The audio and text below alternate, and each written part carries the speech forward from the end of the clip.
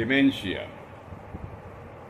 Alzheimer disease, जैसे BP है, diabetes है, ये जिस तरह किसी भी जंतु संसर्ग से नहीं होते हैं और सांसर्गिक मनुष्य के संसर्ग से भी नहीं फैलते हैं, उसी तरह डिमेंशिया एक ऐसी ग्रस्तता है कि जो ना ही बैक्टीरिया से होती है, ना ही वायरस से होती है और ना ही मनुष्य के संपर्क से संसर्ग हो जाता है। ऐसा सब होते हुए भी अगर ये बढ़ रहा है दिन ब दिन, और इसके बढ़ने का प्रमाण क्या है वो अगर हम देखें तो हम बहुत ही चौंक जाएंगे। हम पहले उन आंकड़ों को देखते हैं कि ये कितनी तेजी से बढ़ रहा है। 2001 में जो अनुमान है पूरे भारतवर्ष में 15 लाख डिमेंशिया पेशेंट थे, 2019 में 38 लाख थे। 2019 की एक और बात बताता हूँ कि अवेयरनेस कैसे बढ़ता है किसी बीमारी के बारे में। ऐसी स्माइल प्लीज नाम की एक मूवी आई थी, ये एक अवेयरनेस का हिस्सा था, अवेयरनेस बढ़ाने का। क्या हुआ 2020 में, जो 2019 में 38 लाख डिमेंशिया पेशेंट्स थे, वो संख्या 2020 में 53 लाख हो गई। आज 2025 की जब बात करेंगे तो ये संख्या 88 लाख है और ये अनुमान है कि 2050 में यही संख्या 1,43,00,000 तक पहुंच जाएगी। ये देखिए, ये मतलब लोग इसके लिए चिंतित है। ये फिगर्स जो है वो डरावनी है। ज़्यादातर इनमें जो पेशेंट्स रहते हैं वो 60 साल से ऊपर वाले रहते हैं और ये संख्या की बढ़ोतरी हमने अभी देखी। अवेयरनेस जब बढ़ता है, जैसे मैंने वो मराठी फिल्म का नाम लिया, इसी तरीके का अवेयरनेस हर जगह पे बढ़ाया जा रहा था कि लोग अवेयर हो जाए, भैया ये इतनी बड़ी समस्या है आरोग्य विषय, लोग जाने उसके बारे में। जब तक मैं ये कह रहा हूँ तो इसमें गलत कुछ है ही नहीं, बराबर।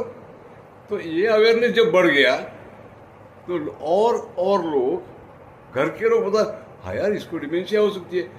60 साल के बाद स्मृति कम होना ये आम बात है। ये अर्ली सिम्टम्स देखो, डॉक्टर के पास जाओ। अवेयरनेस हो गया, लोग जाएंगे उसके पास। तो पहले एक तो सिंपल बात है कि पहले कुछ ऐसे ग्रस्त लोग थे जो डॉक्टर के पास नहीं जाते थे, पता नहीं चलता था, तो उनकी संख्या यहाँ आ गई, इसलिए बढ़ गया। इसके बावजूद इनमें बढ़ने के बाद रिकवरी कितनी हो गई? कोई रिकवरी हुई है? मजेदार बात यहीं पे है कि कोई रिकवरी नहीं है। मतलब अगर इतने पेशेंट्स थे, फिर इतने हो गए, और अभी ये पेशेंट्स ठीक होने का, ठीक मतलब डिमेंशिया से दूर हो गए, ऐसे इतने हो गए क्योंकि हम नई नई दवाएं ला रहे, हमने अवेयरनेस बढ़ाया। ऐसा कुछ है, ऐसा जीरो है।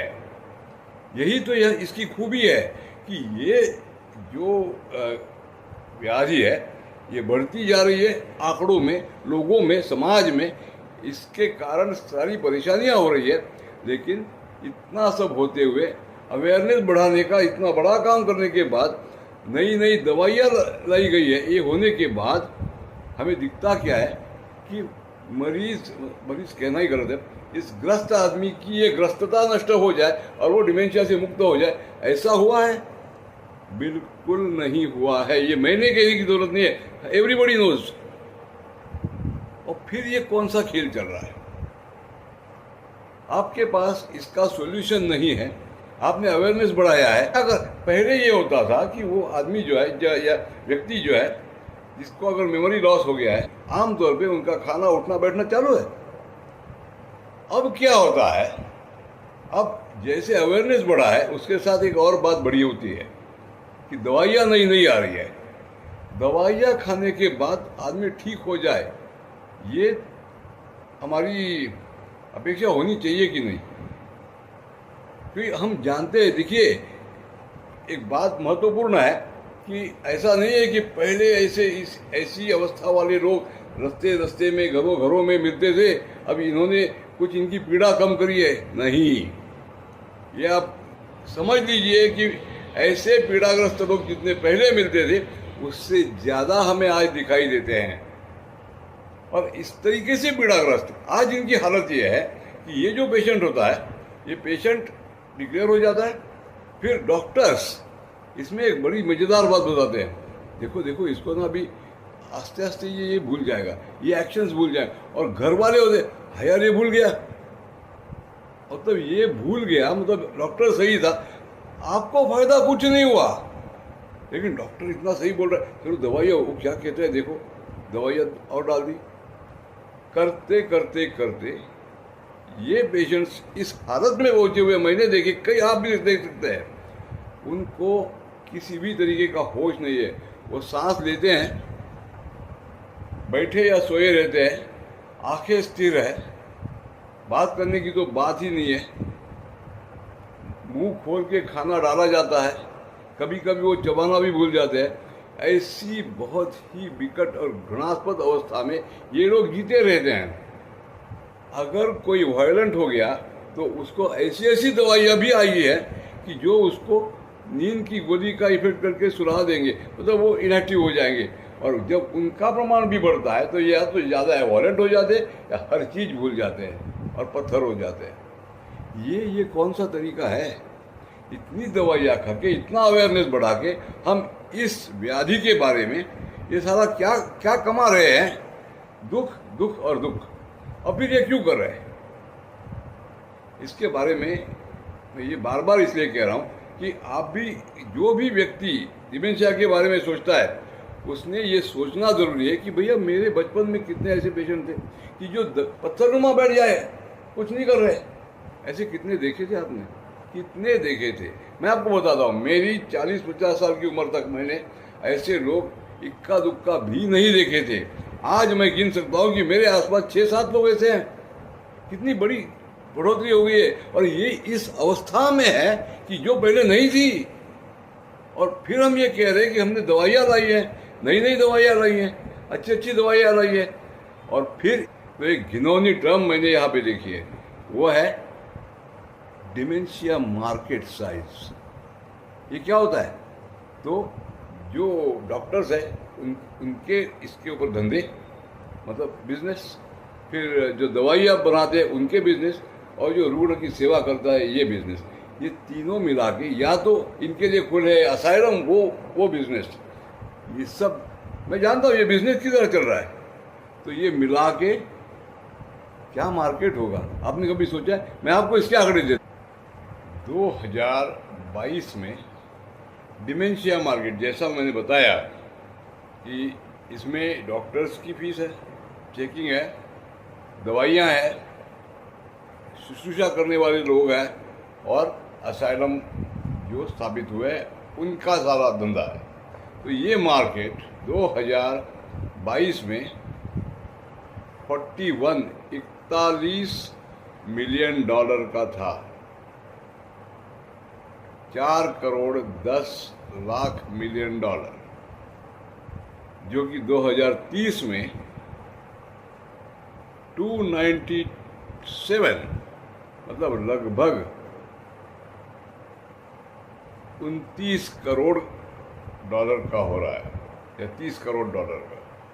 297 मिलियन जो एक्सट्रापोलेशन किया है 2050 तक, तो तब पेशेंट्स हो जाएंगे 1 करोड़ 43 लाख। कि महंगाई बढ़ जाए या नई नई दवाएं आएंगी जो कि महंगी होंगी, टेक्निक्स आएंगे वो महंगे होंगे, तो ये सब मिला के दिखता ये है कि 2050 में ये जो मार्केट है, डिमेंशिया मार्केट, ट्रीटमेंट मार्केट, ये 0.1 ट्रिलियन डॉलर्स का भारत के लिए हो जाएगा। आज हम कुछ ट्रिलियन डॉलर्स की पूरी इकोनॉमी बनाने के लिए झगड़ रहे हैं, और 2050 में 0.1 मिलियन, उनमें से 1.1 ट्रिलियन डॉलर्स हम इस सामाजिक समस्या पे डाल रहे हैं। मैं इसको आरोग्य विषयक समस्या नहीं कह रहा हूँ। इसकी और एक खूबी मैं आपको बताता हूँ। सारा साइकोलॉजी का खेल है। ये जो डिमेंशिया वाली बात है ना, तो आप ये नहीं कह, मैं ये दावे के साथ कह सकता हूँ कि आप ये गारंटी के साथ नहीं कह सकते शुरुआत के समय में कि ये डिमेंशिया है, ये मेमोरी लॉस है। हर टेस्टिंग के अंदर में लैक्विने होते हैं। कई बार हमने देखे कि कोई टेस्टिंग गलत निकलती है जो कि एकदम ज़्यादा ऑब्जेक्टिव है, तो ये तो सब्जेक्टिविटी वाली ज़्यादा बात है। जब इतना अवेयरनेस बढ़ गया है और लोग जानते हैं कि डिमेंशिया के बाद में 6 हफ्ते में क्या होगा, 6 महीनों में क्या होगा, साल में क्या होगा, 2 साल में क्या होगा, हर कोई जानता है। उनमें से किसी एक व्यक्ति को जब आप घर वाले टेस्टिंग के लिए लेके जाते हो और वो कहते हैं डिमेंशिया हो सकता है, तो शुरुआत में तो आपकी केवल याददाश्त की बात होती है, तो वो कहते हैं हो सकता है। तो आधे लोग जो कमज़ोर दिल वाले हैं वो सकम नहीं हो जाएंगे। मैं आपको बताता हूँ, कोई बड़ी बीमारी भी हो ना, कल जब तक मुझे किसी बड़ी बीमारी का मुझे होने का संदेह अंदेशा नहीं है, तब मेरी चित्तवृत्ति कितनी उल्लसित होती है, मेरी प्लानिंग कितनी अच्छी होती है, मेरी ज़िंदगी कितनी अच्छी होती है। जब कोई मुझे वो लेबल लगा देता है तो दूसरे दिन मेरी दुनिया बदल जाती है। और ये लेबल लगाने का खेल है जो चल रहा है।